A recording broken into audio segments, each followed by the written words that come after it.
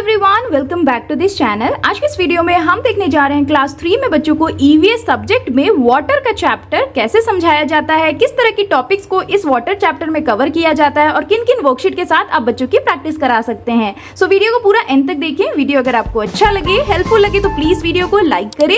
Channel पे अगर आप नए हो तो सब्सक्राइब करके वीडियो अदर पेरेंट्स के साथ शेयर जरूर करें। बच्चों को वाटर का चैप्टर एक बहुत ही इंपॉर्टेंट चैप्टर है जो बच्चों को क्लास 1 से ही पढ़ाया जा रहा है। लेकिन कौन कौन से टॉपिक हैं जो बच्चों को वाटर के चैप्टर में क्लास 3 में समझाया जाता है, चलिए उसे समराइज फॉर्म में देख लेते हैं ताकि बच्चों को आप इस तरह से समझाएं, फिर वर्कशीट स्टार्ट करें। तो जैसे देखिए, सबसे पहले बच्चों को बताया जाता है everything on the earth need water like human, plants and animal. हर कोई वाटर पे डिपेंडेंट है अर्थ पे, जैसे कि कोई भी लिविंग बीइंग, जैसे कि human, plant and animals. Next देखिए, 3/4 of earth surface is covered by water, however very less % of clean water means fit for human use. यानी कि पूरे अर्थ का 3/4 सरफेस ही वाटर से कवर है, जबकि उसमें से कुछ ही % है जो ह्यूमन के यूज के लिए सही माना जाता है।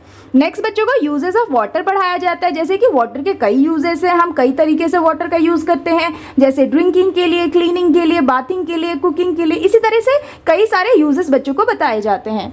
नेक्स्ट बच्चों को सोर्सेस ऑफ वाटर पढ़ाया जाएगा, जिसमें बच्चों को सोर्सेस यानी कि कौन से सोर्स से हमें वाटर मिलता है, जैसे कि सरफेस वाटर। सरफेस वाटर यानी कि जो लैंड पे वाटर दिखता है ना, वो सरफेस वाटर होता है, जैसे रिवर, लेक्स, पॉन्ड्स, ओशन। उसी में रेन वाटर। अब रेन वाटर क्या है? Rain water main source of water है। नेक्स्ट है अंडरग्राउंड वाटर। अंडरग्राउंड वाटर यानी कि जो वाटर हमें अंडरग्राउंड मिलता है, जैसे कि ओपन वेल, ट्यूबवेल। तो ये सारे कॉन्सेप्ट बच्चों सोर्स ऑफ वाटर में समझाए जाते हैं। बच्चों को वाटर साइकिल, जो कि बहुत ही न्यू कॉन्सेप्ट है, बच्चों को क्लास 3 में समझाया जाता है, जिसमें बच्चों को प्रोसेस ऑफ वाटर साइकिल बताया जाता है। बच्चों को बताया जाता है वाटर साइकिल क्या होता है, उसमें कौन कौन से प्रोसेस इंक्लूड होते हैं, जैसे कि कंडेंसेशन, प्रेसिपिटेशन और उसी तरह से कलेक्शन, इवेपोरेशन। ये सारे प्रोसेस का डिटेल में बच्चों को समझाया जाता है, डायग्राम के थ्रू समझाया जाता है और साथ ही पढ़ाया जाता है। नेक्स्ट बच्चों को सेविंग वाटर। हम वाटर को किस तरह से अलग अलग तरीके से सेव कर सकते हैं, different ways of saving water in our daily life, ये बच्चों को वाटर के चैप्टर में समझाया जाएगा। नेक्स्ट बच्चों को वाटर पोल्यूशन। वाटर पोल्यूशन कैसे होता है, वाटर पोल्यूशन होता क्या है, डेफिनेशन बच्चों को बताया जाता है, किस तरह से वाटर पोल्यूशन फैलता है, उसके क्या क्या कॉजेस हैं वो बच्चों को समझाया जाता है, और साथ ही prevention of water pollution. Water pollution से बचने के लिए हम क्या क्या चीजें अप्लाई कर सकते हैं, वो बच्चों को प्रिवेंशन ऑफ वाटर पोल्यूशन में समझाया जाता है। तो ये सारे कॉन्सेप्ट बच्चों को वाटर पोल्यूशन के अंदर पढ़ाए जाते हैं। नेक्स्ट बच्चों को storage and handling of water समझाया जाएगा। स्टोरेज एंड हैंडलिंग वाटर में बच्चों को बताया जाता है कि वाटर को किन किन तरीके से स्टोर कर सकते हैं, जैसे कि earthen pots, containers made of metal, bucket, stove, well. ये सारे कॉन्सेप्ट ना बच्चों को वाटर में पढ़ाए जाते हैं। पहले आप बच्चों को इस तरह से समराइज वे में सारी चीजें समझा दें, उसके बाद बच्चों को आप वर्कशीट से प्रैक्टिस करना स्टार्ट करें। एक बार बच्चों को जब आप वाटर का चैप्टर समझा दें, तब बच्चों को कुछ वर्कशीट से बच्चों की प्रैक्टिस स्टार्ट करें। जैसे देखिए, यहाँ पे पहला क्वेश्चन है, चूज द करेक्ट ऑप्शन। बच्चों ने जो भी वाटर में पढ़ा है उससे रिलेटेड बच्चों को ऑब्जेक्टिव क्वेश्चन दिए हैं, जिसमें 3 ऑप्शंस हैं। उसमें से जो सही आंसर होगा ना, बच्चों को उसको सेलेक्ट करना है। जैसे देखिए, पहला है, what will happen to the water in the pot if left over the campfire. तो उस वाटर का क्या होगा जो कि पॉट के अंदर है और उसको हम कैंप फायर पे छोड़ देंगे। तो यहाँ पे देखिए ऑप्शन है, it will turn into liquid. Next option, it will turn into gas. Next option, it will turn into solid. तो अगर हम कैंप फायर पे किसी पॉट में वाटर को रख के छोड़ दें तो वो क्या होगा, तो जो वाटर है ना वो लिक्विड फॉर्म में है। लेकिन अगर हम उसे कैंप फायर पे इसी तरह से छोड़ देना तो वो इवेपोरेट हो जाएगा, तो वो क्या बन जाएगा, गैस बन जाएगा। So it will turn into gas. तो ये बी ऑप्शन करेक्ट है, इसे टिक करना है। नेक्स्ट देखिए, which is the main source of water. Main source of water क्या है, रिवर, पॉन्ड और रेन। तो आंसर क्या होगा, main source of water is river. C option is the correct answer. Next देखिए, earth is often called the black planet, blue planet और red planet. तो earth को हम यूजुअली क्या कहते हैं और किस नाम से जानते हैं, ब्लू प्लैनेट, क्योंकि इसका 3/4 पार्ट वाटर से घिरा हुआ है, इसलिए ब्लू प्लैनेट कहते हैं। So B option is the correct answer. Next देखिए, the gaseous form of water is. जो गैसियस फॉर्म ऑफ वाटर होता है वो कौन सा होगा दिए गए ऑप्शन में से, option A ice, option B snow, option C steam. तो आंसर क्या होगा, जब वाटर गैस बन जाता है ना, वो कौन सा फॉर्म ले लेता है, स्टीम का फॉर्म, यानी कि गैसियस फॉर्म ऑफ वाटर क्या होगा, स्टीम। नेक्स्ट देखिए, we can take out ground water by option A hand pump, option B tubewell, option C both A and B. तो यहाँ पे बोला गया है कि जो अंडरग्राउंड वाटर है उसे हम कैसे निकाल सकते हैं, तो आंसर क्या होगा, हैंडपंप और ट्यूबवेल, इन दोनों की मदद से ना हम अंडरग्राउंड वाटर को निकाल सकते हैं। सही आंसर होगा both A and B, C option is the correct answer. Now here is the next question, list the following. तो यहाँ पे बच्चों को जो क्वेश्चंस दिए हैं उसके आंसर बच्चों को दिए गए बॉक्स में लिखना है। जैसे देखिए पहला है 2 नेचुरल रिसोर्सेज ऑफ वाटर। तो बच्चों को 2 नेचुरल रिसोर्स जिससे हमें नेचुरली वाटर मिलता है ना, उसके 2 नाम लिखने हैं बच्चों को। जैसे हम क्या लिख सकते हैं, रेन से हमें नेचुरली वाटर मिल सकता है। उसी तरह से ओशन से भी हमें नेचुरली वाटर मिल सकता है, यानी कि ये दोनों नेचुरल रिसोर्स ऑफ वाटर हो गए।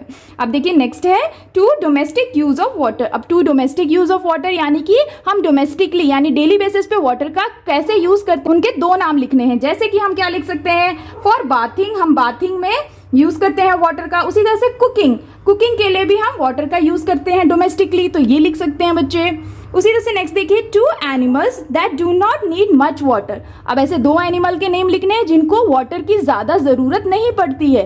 फॉर एग्जाम्पल हम क्या लिख सकते हैं, कैमल एक डेजर्ट एनिमल है, वो काफी समय तक बिना पानी के रह सकता है। उसी तरह से पोलार बियर कोल्ड रीजन में रहते हैं, ठंडी जगह पे रहते हैं, तो उन्हें पानी की जरूरत कम पड़ती है।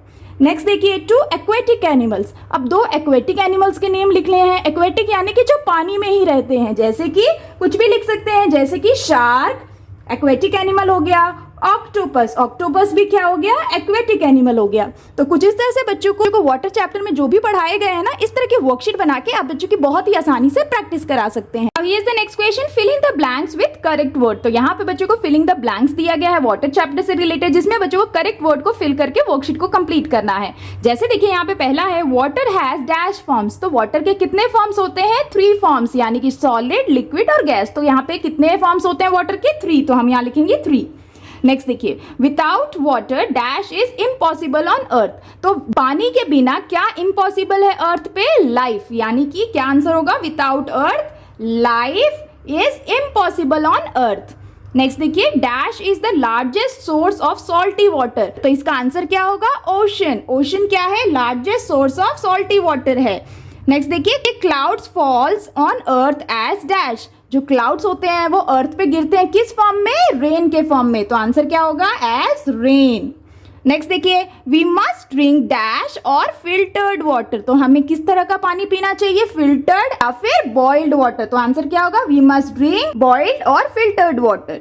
नेक्स्ट देखिए dash kills the germ in water. तो क्या है जो वाटर के जर्म्स को किल करता है, उसे हम कहते हैं क्लोरीन। तो यहाँ लिख देंगे आप क्लोरीन। इस तरह से जो क्लोरीन होता है उसकी मदद से जो वाटर के जर्म्स हैं वो किल हो जाते हैं। तो इस तरह से ना बच्चों को आप फिलिंग द ब्लैंक्स देते हुए भी बच्चों की वाटर से रिलेटेड काफी आसानी से प्रैक्टिस करा सकते हैं। Now here is the next question, solve the crossword with the help of clues. तो यहाँ पे बच्चों को एक क्रॉसवर्ड पजल दिया गया है, जिसमें बच्चों को जो ये क्लूज दिए हैं उनकी मदद से इस क्रॉसवर्ड पजल को सॉल्व करना है। तो ये वाटर से रिलेटेड ही है। जैसे यहाँ पे अक्रॉस में जो भी क्लूज दिए हैं उसे अक्रॉस वे में हमें सॉल्व करना है, कुछ इस तरह से हॉरिजेंटली, और जो डाउन लिखा है यानी हमें वर्टिकली यानी कि डाउन फॉर्म में इन क्लूज की मदद से उसे फिल करना है।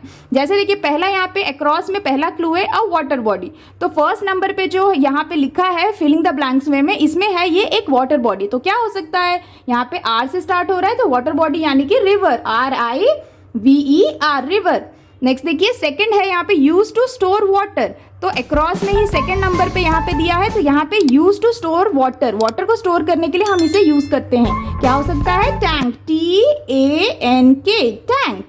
नेक्स्ट देखिए an earthen pot to store water. Third number पे एक अर्दन पॉट का नाम है जो हम वाटर स्टोर करने के लिए जिसे यूज करते हैं। जैसे कि यहाँ पे एस से स्टार्ट हो रहा है, जैसे कि सुराही, SURAHI। जो सुराही है वो एक अर्दन पॉट होता है जिसे हम घर पे यूज करते हैं वाटर को स्टोर करने के लिए। नेक्स्ट देखिए अब डाउन में देखते हैं सारे क्लूज। पहला है मेन सोर्स ऑफ वाटर। तो मेन सोर्स ऑफ वाटर क्या होता है, रेन। तो इसे हमें फर्स्ट नंबर पे डाउन वे में सॉल्व करना है, यानी कि RAIN रेन। नेक्स्ट देखिए water reaches our homes through these. तो वाटर जो है वो हमारे घर पे इनकी मदद से आता है। क्या है यहाँ पे सेकंड पॉइंट में, तो ये इस तरह से डाउन वे में सॉल्व करेंगे तो क्या हो सकता है, टैप्स, TAPS। टैप्स की मदद से हमें वाटर मिलता है ना घर पे, तो यहाँ लिख देंगे।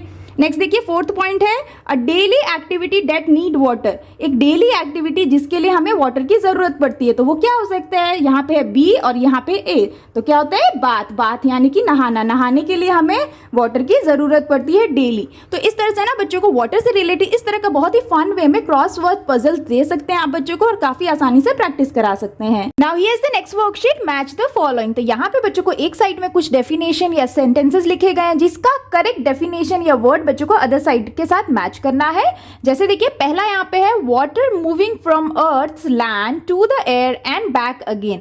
तो ये क्या होता है? यानी कि जब वाटर अर्थ लैंड से दोबारा एयर में जाए और फिर यही प्रोसेस दोबारा चले, तो इस प्रोसेस को हम क्या कहते हैं? इस प्रोसेस को हम कहते हैं water cycle. Water cycle is ongoing process, वो हमेशा ही चलता रहता है। अर्थ से रेन फॉल करते हैं, फिर वो एयर में जाके क्लाउड बनते हैं और अगेन वो रेन के थ्रू फॉल करते हैं। तो उस प्रोसेस को हम क्या कहते हैं? वाटर साइकिल कहते हैं ना। तो हम इसके साथ मैच कर देंगे।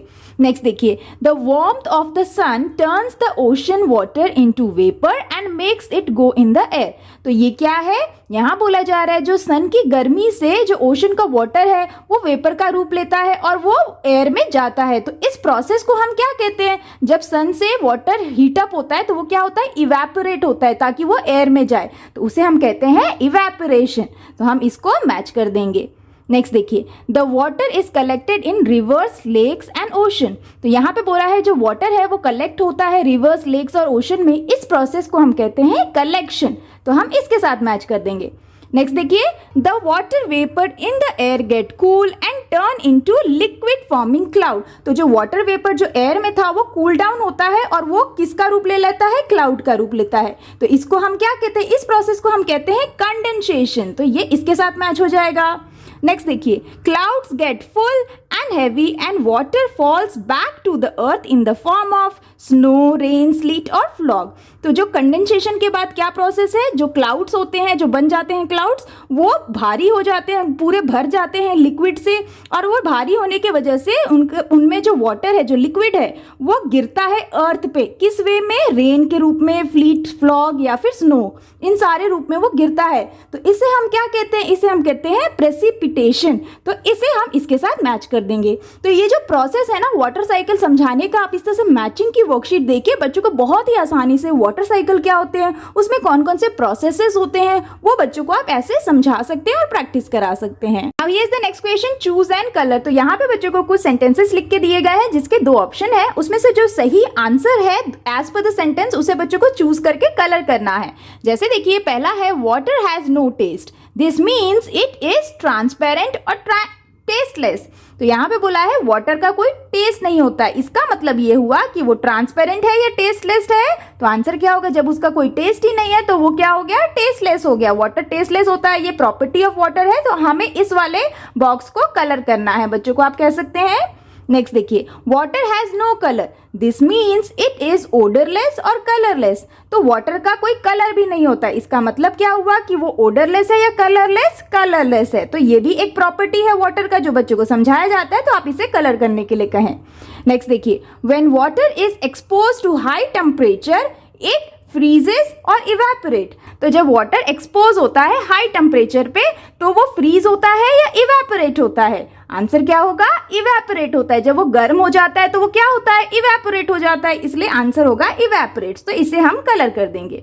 नेक्स्ट देखिए when water gets dirty then the water is polluted और ओडरलेस। तो जब वाटर गंदा हो जाता है तो उसका मतलब क्या हुआ? वाटर क्या है? पॉल्यूटेड है या ओडरलेस है? आंसर होगा जब वाटर गंदा हो जाता है तो वो कहलाता है वाटर पोल्यूशन, यानी कि वाटर पॉल्यूटेड। तो हम पॉल्यूटेड को कलर कर देंगे। तो कुछ इस तरह से ना बच्चों को आप प्रॉपर्टीज ऑफ वाटर कुछ इस तरह की वर्कशीट बना के बच्चों को बहुत ही आसानी से वाटर से रिलेटेड प्रैक्टिस करा सकते हैं। अब ये is the next question, state T for true and F for false. तो यहाँ पे बच्चों को वाटर चैप्टर से रिलेटेड कुछ सेंटेंसेस लिख के दिए गए हैं जिसमें बच्चों को इसको बताना है कि वो सेंटेंसेस ट्रू है या फॉल्स है और अकॉर्डिंगली फिल करना है। जैसे देखिए पहला है ocean and lake water can be used for domestic purpose. तो यहाँ पे बोला है ओशन और लेक के जो वाटर है उसे हम डोमेस्टिक पर्पस के लिए यूज कर सकते हैं। क्या ये स्टेटमेंट सही है? तो ये गलत है, क्योंकि ओशन और लेक वाटर जो होते हैं ना वो सॉल्टी वाटर होते हैं, तो उसे हम डोमेस्टिक पर्पस के लिए यूज नहीं कर सकते हैं। तो यहाँ पे हम क्या लिखेंगे? एफ, यानी कि ये गलत स्टेटमेंट है, so false. Next, throwing domestic waste in rivers causes water pollution. जो डोमेस्टिक वेस्ट यानी कि जो डेली बेसिस पे हम जो भी चीजें यूज करते हैं उसके जो वेस्ट होते हैं, गंदगी होती है, उसे अगर हम रिवर में फेंकते हैं तो उससे वाटर पोल्यूशन होता है। क्या ये स्टेटमेंट सही है? बिल्कुल सही है। तो हम क्या लिखेंगे? टी यानी कि ट्रू। नेक्स्ट देखिए, water exist in 3 states in nature. तो क्या ये स्टेटमेंट सही है? बिल्कुल सही है। वाटर के 3 फॉर्म होते हैं ना, सॉलिड, लिक्विड और गैस, यानी कि 3 स्टेट ऑफ वाटर होते हैं। तो ये क्या है? स्टेटमेंट सही है, तो टी लिख देंगे। नेक्स्ट देखिए, as water vapour moves higher into the air it cools and turn into droplets of water. तो यहाँ पे बोला गया है जो वाटर वेपर है जब वो हायर चला जाता है एयर में तो वो कूल डाउन होकर ड्रॉपलेट्स ऑफ वाटर बन जाता है। क्या ये स्टेटमेंट सही है? बिल्कुल सही है। तो इसे हम कहते हैं कंडेंसेशन वाला प्रोसेस। तो यहां पे क्या लिखेंगे हम? टी यानी कि ट्रू। नेक्स्ट देखिए, steam is the gaseous state of water. जो स्टीम है वो गैसियस स्टेट ऑफ वाटर है। क्या ये स्टेटमेंट सही है? बिल्कुल सही है। तो हम यहां पे क्या लिखेंगे? टी यानी कि ट्रू। नेक्स्ट देखिए, in the precipitation water falls back to earth as rain. Water cycle के प्रेसिपिटेशन प्रोसेस में जो वाटर है वो अर्थ पे एज अ रेन फॉल करता है। क्या ये स्टेटमेंट सही है? यस, क्योंकि प्रेसिपिटेशन में क्या होता है, जब कंडेंसेशन के बाद प्रेसिपिटेशन होता है जिसमें जो क्लाउड है वो हैवी हो जाते हैं और वो फिर अर्थ पे as a rain, sleet, fog के तौर पे गिरते हैं। तो ये भी स्टेटमेंट क्या है? सही है, तो टी लिख देंगे। नेक्स्ट देखिए, water cycle is a never ending process. जो वाटर साइकिल है वो नेवर एंडिंग प्रोसेस है, वो कभी भी रुकता नहीं है, वो चलता ही रहता है। तो क्या ये स्टेटमेंट सही है? यस, तो हम लिख देंगे टी यानी कि ट्रू। तो कुछ इस तरह से बच्चों को वाटर से रिलेटेड ट्रू एंड फॉल्स की वर्कशीट दी जाती है, प्रैक्टिस भी कराई जाती है। तो आप ऐसे भी बच्चों की वाटर से रिलेटेड प्रैक्टिस जरूर कराएं। That's all for today's videos friends. I hope कि आपके बच्चों के लिए ये EVS में वाटर से रिलेटेड चैप्टर की वर्कशीट काफी हेल्पफुल रही होंगी। आप इस तरह से बच्चों को वर्कशीट बना के बच्चों की प्रैक्टिस करा सकते हैं। अगर आपको वीडियो अच्छा लगा हो और बच्चों के लिए हेल्पफुल लगा हो तो प्लीज वीडियो को लाइक करें। चैनल पे अगर आप नए हैं तो सब्सक्राइब करना बिल्कुल ना भूलें। मिलती हूँ आपसे नेक्स्ट वीडियो या वर्कशीट के साथ। तब तक के लिए take care and bye bye.